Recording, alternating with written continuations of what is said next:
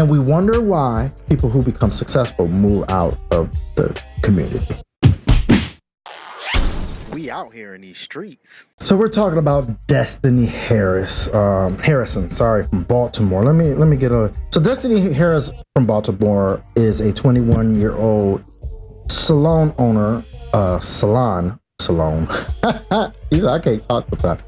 Salon owner out in Baltimore. She 21 years old. Ain't that crazy? 21-year-old salon owner doing her thing in her community, doing hair, doing beauty, doing makeup, all that stuff, providing a service that is much needed in the Black community that we love to take care of because we like to adorn ourselves, right? So Destiny Harris was shot and killed while working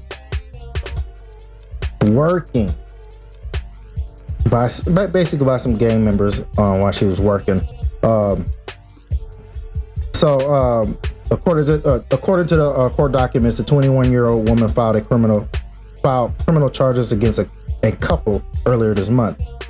Basically, she had a criminal charge against somebody who did something in the store earlier, and then basically because she did that,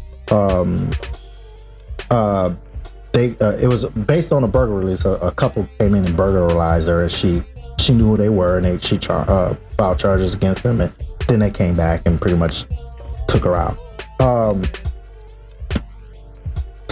And there was people in the salon when it happened, and the funny thing was, going back to the topic earlier, nobody snitched. Nobody said anything.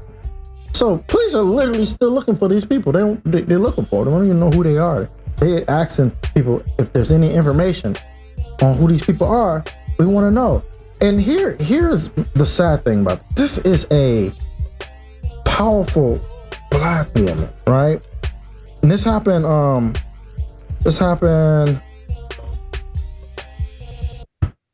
in September of last year, but in December the 21st last year, the robbery happened in September. The December 21st is when they came in and shot her dead.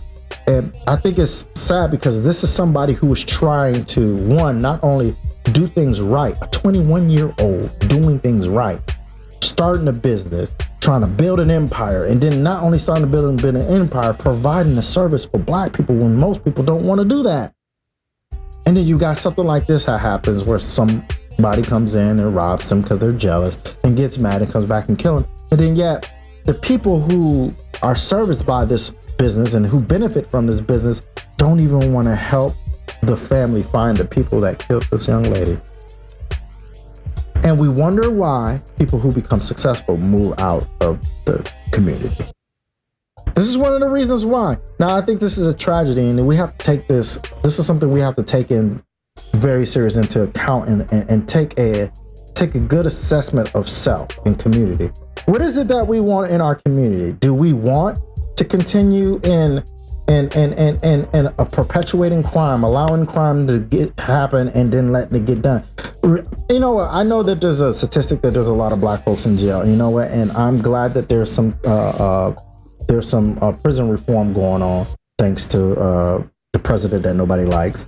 But there's a lot of prison reform going on, trying to get the innocent Black young men or people who have been charged unfairly based on their crime out of jail. But that's going to make room for the ones who are really criminal. And we might have a high number of African Americans in jail, but you know what? Some of these people deserve it and they need to be there. And we need to put them in there because if we expect to have a thriving Black community, we have to do the hard thing. We're going to have to take a hit because we got years of criminal behavior to try to change around. We perpetuate it. Now we're going to take a loss. Yep. We're going to have to take this L, guys, because we're going to have to put more of us away if we expect that our communities are going to get better. I'm sorry, there is room for. My thing is this: we talk about the industrial complex, the prison industrial complex. They wouldn't have to worry about filling their jails with innocent people and people who do small, minuscule crimes if we were actually telling on the ones and putting the ones away that were actually doing the crime. I mean, maybe that makes sense to me, because guess what? Their seats will be filled because there is enough of us doing crimes that are worthy of going to jail. But then you got those dummies who want to have compassion for people who do crime. You know what? I'm not innocent. I've been I did some bad things in my past. I went to jail for it. I didn't go to jail for them. I went to jail for something else that was stupid, but in a sense, it was kind of like karma, you know? I didn't necessarily go to jail for the bad things I was doing. I went to jail for something really stupid and benign, which I had to do years of fighting, and I'm currently still trying to get some things clear off my record or whatever. But those things deserve growth. And I've learned my lesson, guys. I learned my lesson because I did go to jail. You know what? And in a sense, even though I went to jail for something minuscule, it was kind of, in my opinion, justified because of the track I was on. If I never did that, I would have still been doing stuff in the gangs, and I probably would have been a horrible dude, you know? So, but my thing is, there's people who are just going to live that life. They've already decided that I'm this guy and I'm dangerous, and them people need to be put away. So that the people like my homegirl Destiny can have her business. People can have hair shops.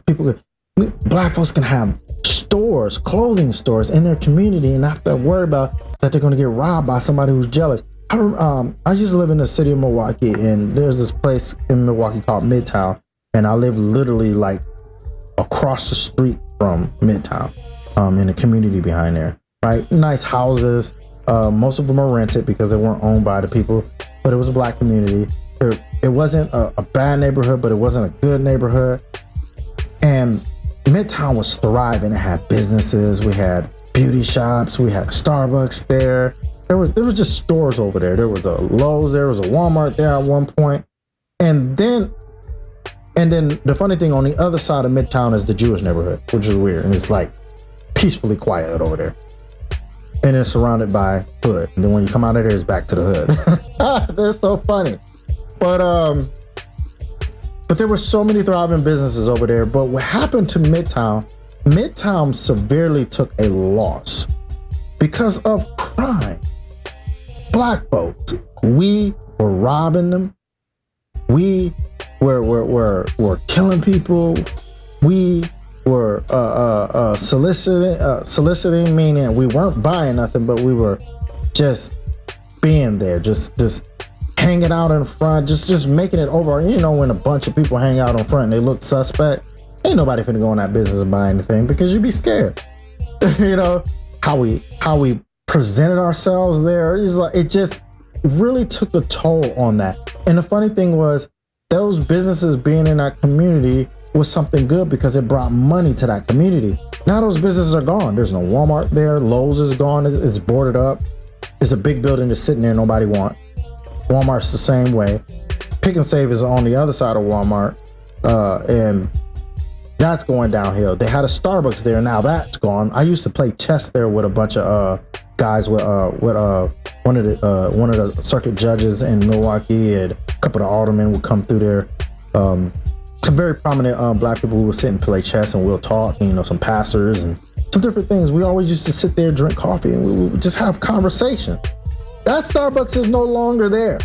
And we would drink and be merry. We knew all the workers. I mean, it was a black community hub. And now it's no longer there because they continue to get robbed. They got robbed in a matter of 2 weeks, 5 times. And they had decided that they were going to, they started closing that Starbucks at 6 o'clock. And then now it's no longer there. The beauty shops are gone. The pawn shop, I think, is gone now. So, I mean, it's literally declining. There's barely a store over there.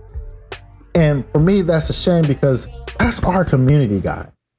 Like, what are we thinking when it comes to our businesses? Why are we robbing our businesses? Like, we rob our stuff more than we rob anybody else's stuff. And the funny thing is, if the black community is so broken, we ain't got no money, why are you robbing them anyway?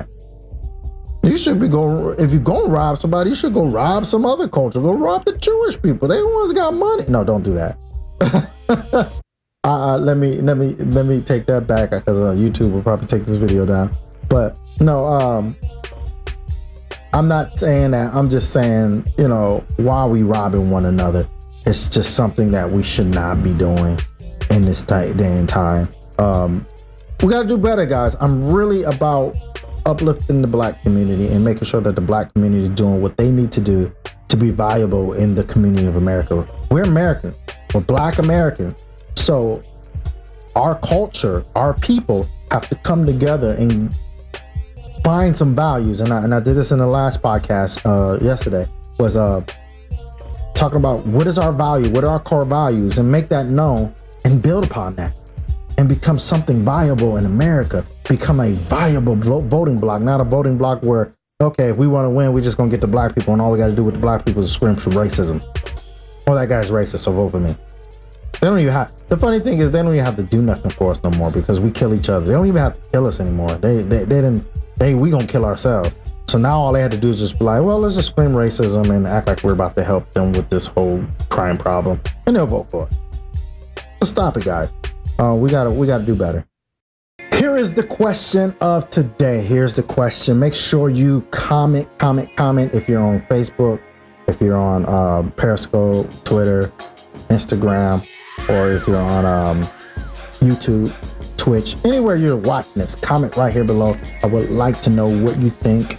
Here's the question of today. Are you a sellout because you won't have your business in the hood? Why or why not? I want to know what you guys feel about that, whether you agree with me or whether you don't agree with me and why. And then, is it smart to have your business in other communities? Is it smart not to have your business in other communities? Let me know. So comment, share. And we out here in these streets. Bet you're wondering how I changed so fast. That's because this video is at the end of every video, huh? But hey, just make sure you like, subscribe, push the notification bell. YouTube is changing their algorithm. So sometimes if you don't notify and put me in your list, you might not get my updates. But if not, just keep checking and keep checking. And if you're on Facebook, please like and subscribe and share. If you are listening to this on Spotify, please make sure you follow me on Spotify if you have a Spotify account. Also follow me on iTunes if you have an iTunes music account. Make sure you guys are just spreading news, spreading the word, comment, talk. I just want to hear from y'all. And not only that, make sure you listen to the other videos that are posted in this video, and listen to the podcast. I want to thank you guys. Hey, make sure you follow me. I forgot about that too. Follow me on all my social medias. That is at Chris Conscious. That's at the Wiley Life. And then the only other one is at Speak Music Radio. All right. Yo.